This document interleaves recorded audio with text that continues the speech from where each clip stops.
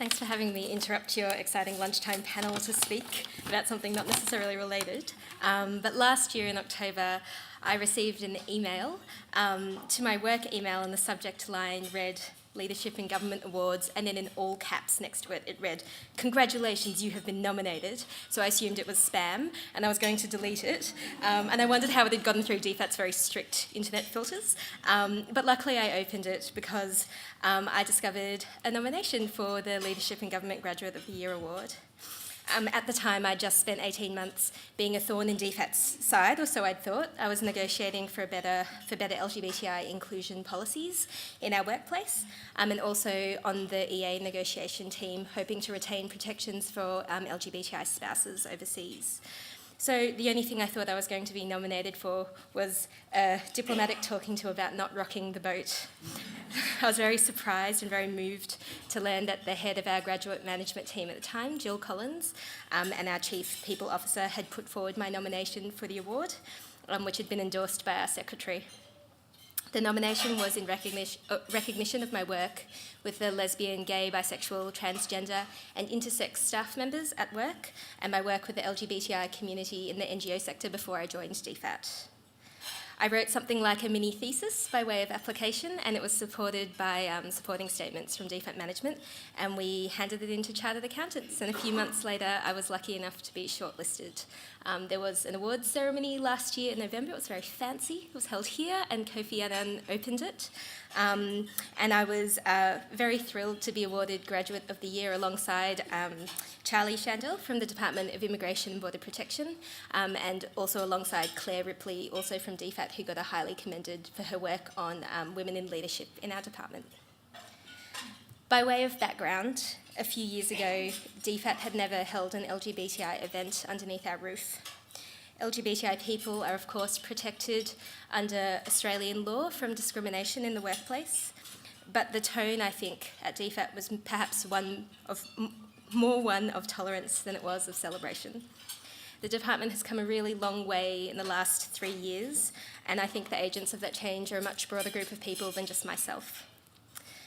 The Australian government's official stance is that human rights are universal and that the rights of all people, including LGBTI people, should be protected. This is what Australia, through DFAT, advocates for overseas, for non-discrimination against LGBTI people in all fora at the UN in our bilateral relationships. For the past 2 years, over 60 Australian embassies and high commissions have celebrated LGBTI human rights overseas. So I've got a few examples for you. Earlier this year, our embassies in Rome and the Holy See invited Deborah Cheetham and her life partner and pianist Tony Lalich over to Rome to celebrate the International Day Against Homophobia and Transphobia.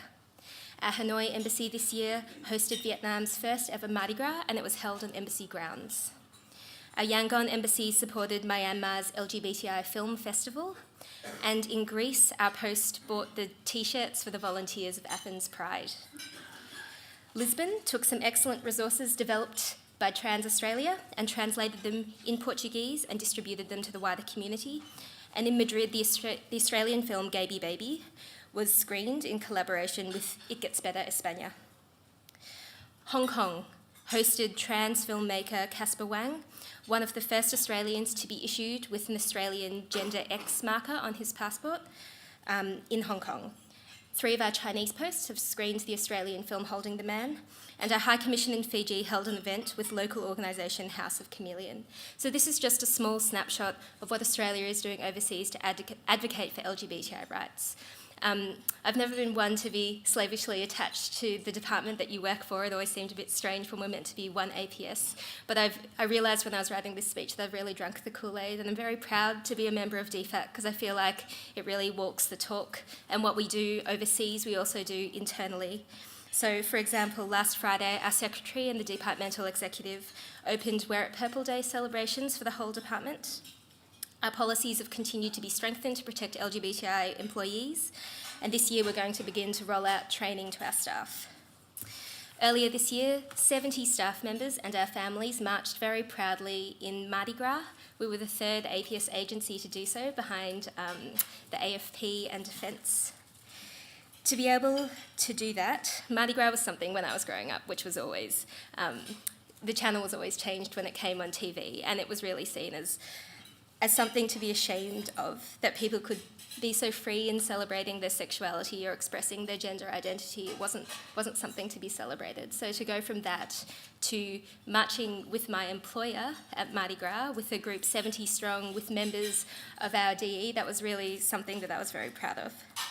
One of my colleagues told me that after a decade of working at the department, he'd never felt comfortable talking about his partner or the daughter that they have together until that moment when he was able to bring his whole self to work. And I think it's a really strong example of why bringing your whole self to work just makes good sense for business, because it makes your employees devoted to the organisation and they'll do better work as a result.